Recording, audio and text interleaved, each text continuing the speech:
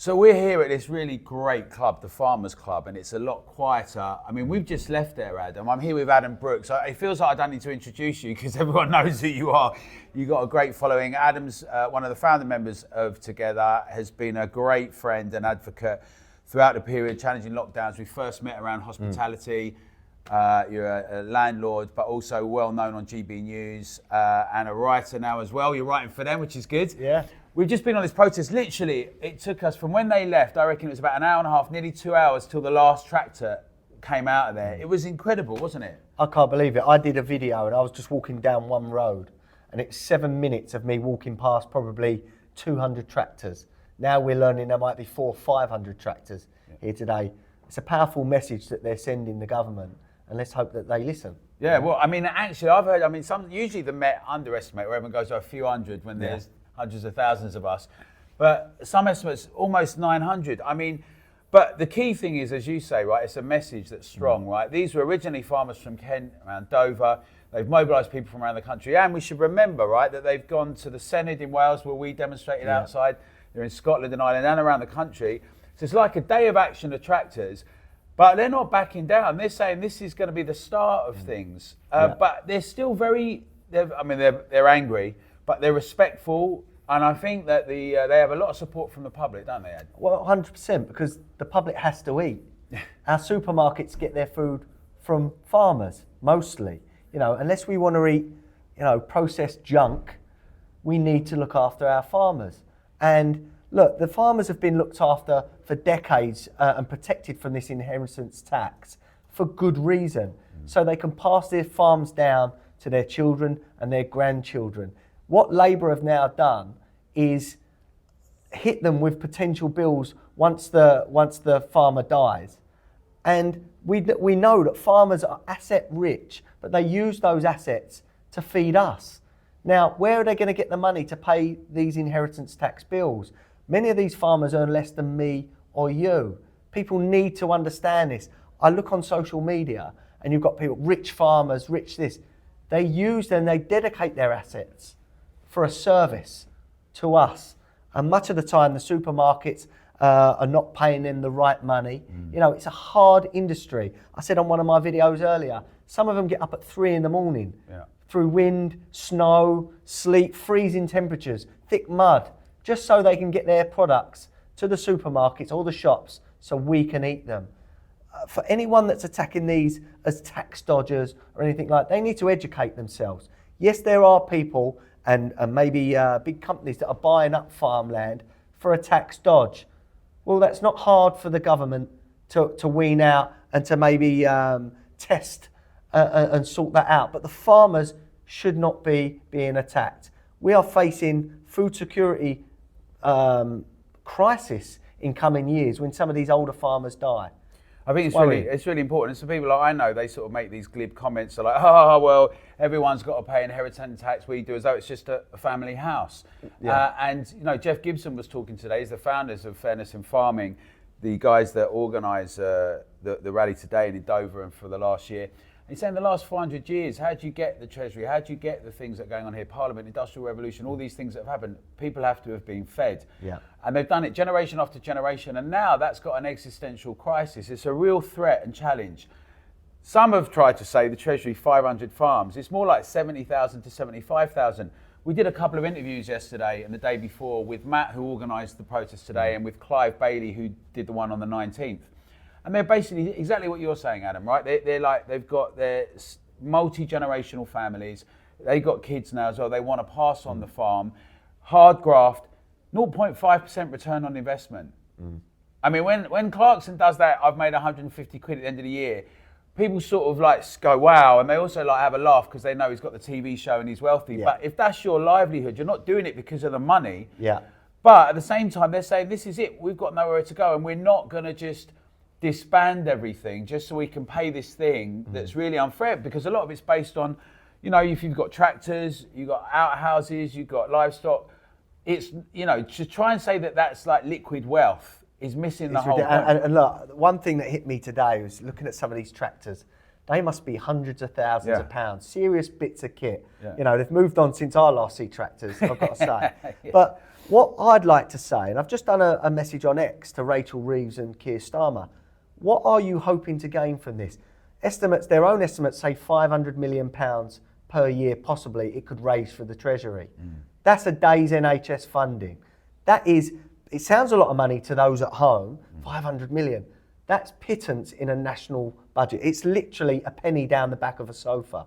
So they are risking food security, livelihoods, and industry, the way we eat, for this. It's unforgivable and it's senseless. So it makes people wonder, is this being done on purpose, Alan? And when they start meeting companies like BlackRock and Bill Gates, one of the largest landowners in America, people want to have answers. And for them just to shut up and not speak about it, it will breed even more anger and even more distrust. We need to know, what is their thinking behind this? Because if they've got it wrong, it's not hard just to say, we've re-evaluated, we've looked at the numbers. Yes, there are companies that are taking advantage of the tax break. We're going to stop that by another way. Protect our farmers. No food, no farmers, no food. Yeah, I think the point now is at a crunch point, and it's not just farmers, is it? It's small and medium-sized businesses, right? Like yourselves. Across the UK, a lot of small businesses, family businesses, are going to be really under the crunch because of this new IHT, the business, the BPR, business property relief. There's APR for the farmers as well. It's just shifted everything. It's a bit like when the SPADs and the advisors all say, oh, we've increased NI. Oh gosh, we didn't realise that's going to have an impact on care homes. Oh yeah, does that mean that some of them are going to have to close now? Yeah. They haven't really thought. They don't live in the real world. Yeah. I've got a pub, as you said earlier. Now, this budget already with the national insurance increase, the minimum wage going up, and other factors, we've worked it out to about £600 a week extra. I've got a fine of 30 grand a year for a small backstreet pub, Alan. So what happens there? I either have to put my prices up or I have to cut back on wages. Now, I'm probably going to do a mixture of both. How is that good for anyone? People losing shifts, maybe people losing jobs, maybe my business going under in a year or two if I can't sustain it. Yeah. How is that good for the economy? And they're not thinking of the consequences their actions. Well, we've lost a lot. We've lost tens of thousands of hospitality venues in the last 5 years. A lot of it, the lockdowns and all the pressures. Although you're not a backstreet pub, though. It's a lovely pub. It's not backstreet, but small. I know what you mean. It's a small backstreet pub. But look, let's remember, Alan, last year, I lost my other pub. Yes, you did. Because, you know, you come out of the COVID lockdowns, we've got debts, we've got bounce back loans, you know, suddenly hit with energy inflation. Yeah. The governments keep putting the minimum wage up. Where do we find that money? They don't give us an answer. Right, yes, you've got to pay more. But where do we get that extra £300 or £400 or £500 a week from? And these people running the country do not understand business. Yeah. And that goes for the past government and certainly this government. They're clueless. And I'm really worried about the future going forward with these people because they have no idea the consequences of their actions. I think that's very true. I mean, I think one of the things, though, that we've seen, like it's just happened in America, is that there's a real sense that the public is having a pushback. And we've seen this today. I mean, the amount of tractors that are out, we saw the 40 to 50,000 people a couple of weeks ago on the 19th. There's another thing on the 16th, and then going into the new year. If the government is not smart and does not sit down and say, well, we're going to like ring fence these few people that are using this as a tax loophole and we'll do it. If they're not, this is going to be a fight and it maybe become their big fight that they lose.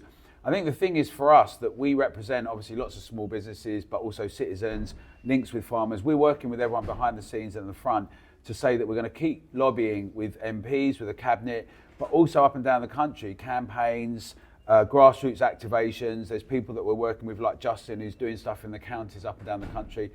This is another one of those moments where the public gets to have their voice. They said that they were never going to do anything. Yeah. And then they come in and they do it. And it's not just the farmers, it's the pensioners, it's the students and businesses. Yeah. I think people have had enough. Well, let's if we knew the truth before the general election, that they was going to go and hit the pensioners hard. You know, we already know their own analysis said thousands could die if the winter fuel payment was withdrawn. So what do? They withdraw it. They know it's going to cost lives. Students, for years Labour was saying that they want to get rid of student fees. Suddenly, they're putting them up. Yeah. Farmers, Small business owners. What is this government doing? They would never have got in if people knew the truth in July. And that is a fact, you know. And people wonder why people like Nigel Farage and Reform are suddenly getting a bit of momentum and support behind them. Because people have had enough. 6 months into a government and people have had enough. You wait in 4 years' time when, you know, I hope I've still got my pub. But the way things are going, if they keep each year turning that screw, what am I going to work as?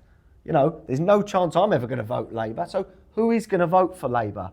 I think they've come to the conclusion now that they could, well, it's more than likely they're going to be out of power in the next 4 years. Well, he's a bookie's favourite at the moment, isn't he, Nigel Farage? I mean, a lot can happen. We just interviewed Rupert Lowe as well. Rupert Lowe is very popular in his constituency and in the country for saying things as they are. We haven't had a lot of that until recently. And I think that bit is what's refreshing, that you have a proper thrashing at the debate. Yeah. People want to do name calling, but we need to get to the core of the issues. And we're fellow citizens, right? People aren't evil. If I disagree with them, if we've got different views, we've got different views on certain things. Exactly. We don't align on everything. No, exactly. But we come together when we need to come together. Yeah. Together. Yeah. You know, and look, Rupert Lowe is a breath of fresh air. Yeah. He's saying things on X and on social media that other MPs daren't say. They believe that, but they daren't say it. So suddenly we have got a group of MPs now that are representing us or the majority out there. And that means they're only going to grow bigger and bigger. Well, it's really good to be here with you. I could talk to you all day. You're brilliant, Adam. I know you're going on to GB News later. We all love seeing you on there. Thank you. But thank you for being a constant breath of fresh air yourself and a big supporter. And let's do this more often. Nice one, Cheers, mate. Alan. Thank Cheers, you. mate.